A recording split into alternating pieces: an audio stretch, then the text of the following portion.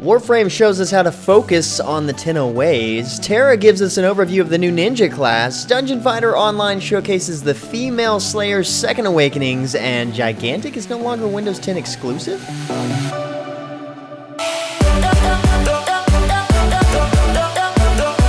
What's happening, guys? James Blonde here with MMOHuts.com with a quick weekly recap for MMO news and announcements for the week ending May 16th, 2016. Starting out the news this week, we've got several new video trailers not really going over anything new in the games, just sort of making an announcement, or in this case, showing players how to get the most out of a feature.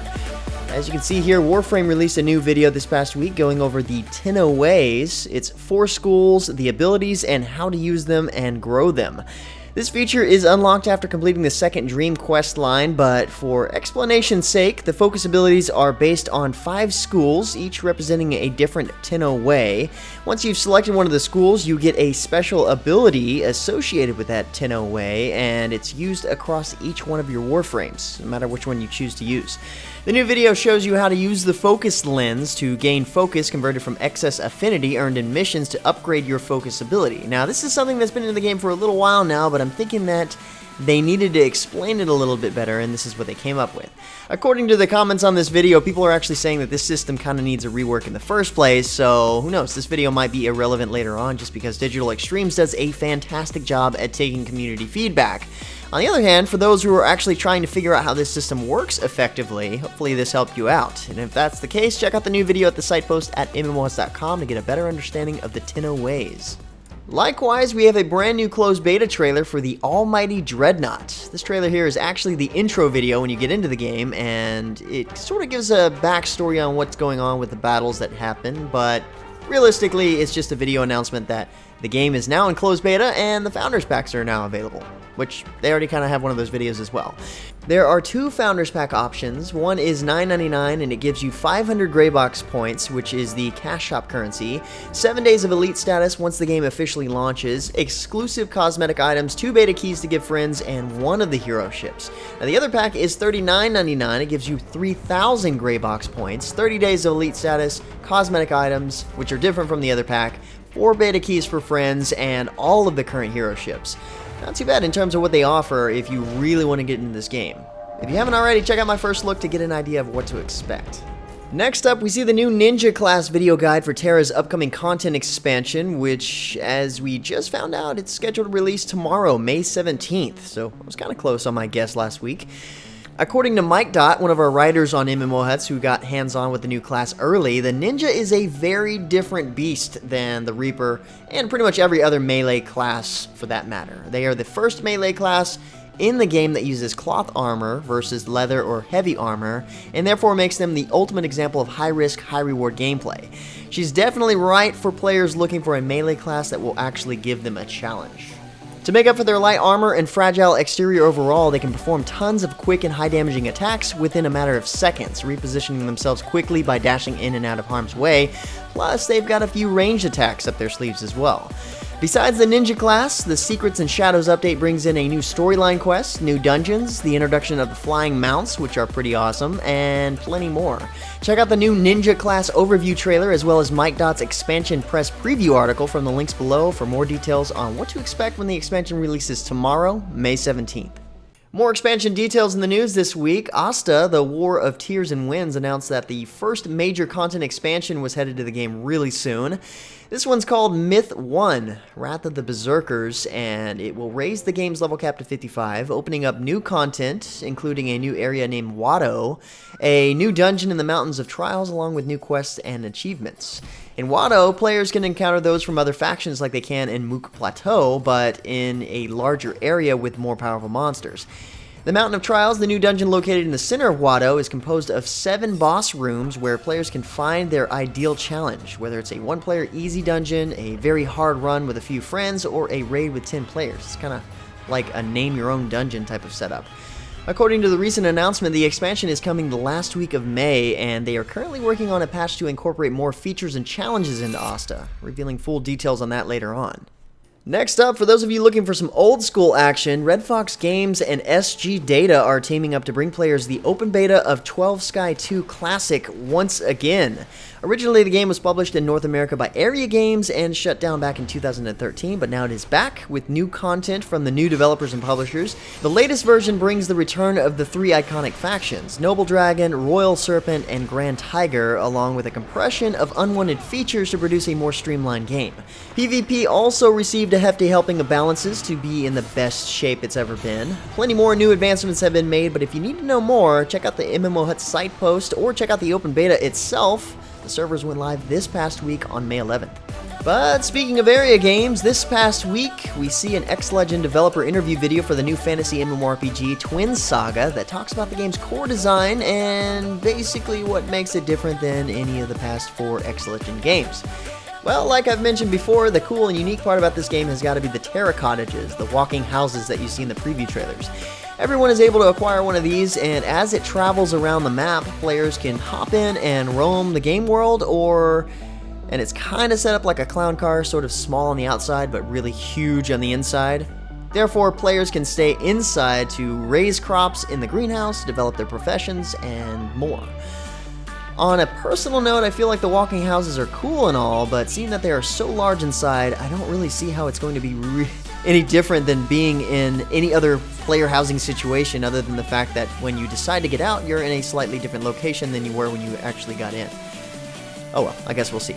The other nice aspect is outside of the combat, you're able to swap your class at any time, and the appearance and stats of your weapons also change to fit your new class, so you can swap and still have the equivalent set of gear for another class. So regardless of what class you play, you only have to focus on leveling one set of gear, which is kind of nice. Somewhat similar to X-Legend's other MMO, Aura Kingdom, you have special cinematic moves called Ultimate Moves, which act as a fatality or glory kill for specific monsters if you use them to kill them. Nothing too fancy there, but it looks cool and that's what matters. Anyway, the new developer interview video you see here gives a lot more details in that regard. Check it out along with the game profile at MMOHuts.com. Well, my bad guys, I messed up in last week's recap. I misunderstood the news for Dungeon Fighter Online in that the female Slayer was headed to the game when in fact she's been there for a while now, and that it is in fact her second awakening players are excited for. Thanks for the polite corrections in the comments last week. Anyway, this week, Neopol reveals the 4 second awakenings in action in a new gameplay video you see playing here. You've got the Majesty, the Deicide, the Blade Dancer, and the Nemesis. The Majesty's second awakening skill fuses 4 elemental swords together to create the ultimate sword, then performs a powerful slashing move that shakes the dimensions. Sounds pretty epic. The Deicide's second ability skill is Transgression Sword Ragnarok that works with her other abilities to tear the ground apart and transform into a gigantic sword that smashes the ground to deliver the final blow. The Blade Dancer's ability has her draw a Moonlight Sword and drives that into the ground. And then she's able to perform a combo that lifts all the enemies into the air so that she's able to leap along the lifted enemies, striking them with the Moonlit Blade. Actually looks pretty cool. And finally, the Nemesis summons a pinnacle to trap all enemies in an area, then transforms into a Dark Knight to deliver multiple attacks, draining occupied souls to boost attack damage. DFO fans are clearly excited for this update, and it's finally here as of tomorrow, the 17th. Next up, the countdown to the launch of Chronicle RuneScape Legends has begun. Jagex confirmed this past week that the game will go live on Steam Thursday, May 26th. Since the game went into open beta 6 weeks ago, dozens of new cards based on the old school RuneScape have made their way into the game, while a 6th legend, Morvron the Slayer Master, is making his way to the roster later this summer. New for the launch on Steam, we see the debut of a new ranking system featuring epic rewards, as well as over 280 known bug fixes. That's gotta be nice. Check out the game in open beta now, or wait until its official launch on Steam May 26th. Also last week, Perfect World Entertainment put out an official announcement video for Swordsman Online's upcoming expansion, Lone Wanderer. I mentioned it in a previous recap, but this expansion introduces the Falconer faction, where each elusive survivor of the destruction of the Infinity School is accompanied by an eagle, not exactly a falcon, but close enough, who never leaves its master's side and attacks any oncoming enemies. The Falconer's eagle is actually linked to their weapon, and the appearance of it changes depending on the weapon type and refinement level. According to the trailer, they're big enough to ride on, but then again it also shows one Falconer taking on 5 or 6 other characters, so things might be exaggerated just a tad. Besides the new class, the expansion also introduces glass weapons, which don't really sound that powerful because, you know, they're made of glass, I guess, but they actually are. And honestly, that's all we really know about them other than they are forged by smelting sun and moon shard weapons to level 7. We also don't know an exact date as to when the expansion goes live, but my guess is really soon, seeing that they just started what they are calling a pre-expansion sale happening in the cash shop. Probably see the Lone Wanderer before the end of May. More Perfect World Entertainment news this past week as we see Star Trek Online announce its arrival on the PlayStation 4 and Xbox One this fall. The game has been running well into 6 years and doesn't really show any signs of stopping, so why not? In porting the game over the console, the developers have invested heavily in their engine and added several modern lighting technologies that significantly improve the visual quality of the game, not to mention an overhaul to the entire UI, making sure it's streamlined and suitable for console players. Basically, it's going through what DCUO and PlanetSide 2 had to go through in order to be on the PS4. There's a lot of reworking to be done on the back end to take a game that's been out for a little while and make it ready to port over. Anyway, I'm sure PC players will benefit from the upgrades the game is getting as well, from the transition anyway, even though it wasn't exactly mentioned. And finally, for a last bit of news, which is the most interesting for this past week, Motiga, developer for Gigantic, announced an official partnership with Perfect World Entertainment to publish Gigantic through Arc Games, Xbox One, and Windows 10. The partnership is absolutely huge for Motiga in that it allows them to continue working towards making the game what it needs to be, and it also accelerates opportunities for Gigantic by having more resources available to them. Like we mentioned in the past, we noticed that they didn't really seem to have enough funds necessary to develop the game accurately without making these tough decisions like laying people off. Now that doesn't seem to be a problem. The other important part about this, noted in the official announcement, is that the game will be made available on Arc Games platform, which is kind of like Steam for Perfect World Entertainment's games, which means that Gigantic will no longer be a Windows 10 exclusive title, so that should really help promote the game, as well as introduce the game to a much larger audience quicker than they expected. No doubt good news for Gigantic. Keep an eye out for more updates as they become available, and check out the new partnership trailer at the site post at MMOHuts.com. It's a pretty good one. Anyway, guys, that's about it for all the major MMO news and announcements for this week. By the way, HeroWarz heads into closed beta this week on the 18th, and you guessed it, we have beta keys. Check out the giveaway section at MMOHuts.com to pick up one, along with an exclusive interview with KOG Games from Dizzy PW. Like always, pick up more information about the news featured in the recap from the links in the description below, or hang out at MMOHuts.com for the latest in gaming news. Feel free to discuss the news in the comments below, and follow us on Facebook and Twitter. Until next time, guys, that's going to be it for me. I'm James Blonde. See you out there, gamers.